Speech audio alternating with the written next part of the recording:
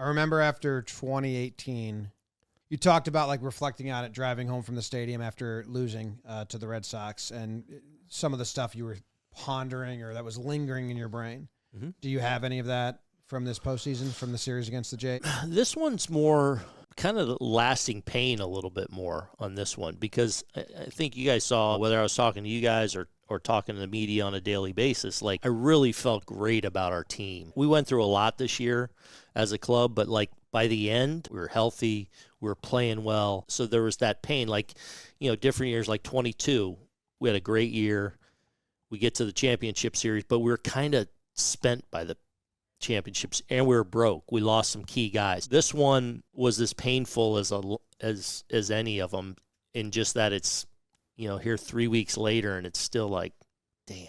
There's no singular plays, moments, decisions that poke through? I think a lot during the middle of the year when we were struggling, and I think like that week where we were just in a tough stretch of like 16, 17 in a row. We had a bad series defensively up in Toronto. Red Sox beat us up for a couple series. We're banged up in the bullpen. I kind of feel like I wish I would have maybe had a little more conviction, like with some pen decisions in the middle of the year. We didn't have the matchups we would normally want, or I would normally want, or when by the end, like our pen got righted, and like it's like, okay, now this guy, I know where I want different guys. In that middle of the season, it was like I was putting guys in some spots where it's like, maybe I should have the courage to just, hey, let's go with this guy that doesn't have the track record yet, but dang it, I like him, and let's get these guys still in the positions where they need to be successful. And there was like a 2-3 week stretch in there where it's hard to find good spots for guys. Yeah, that's a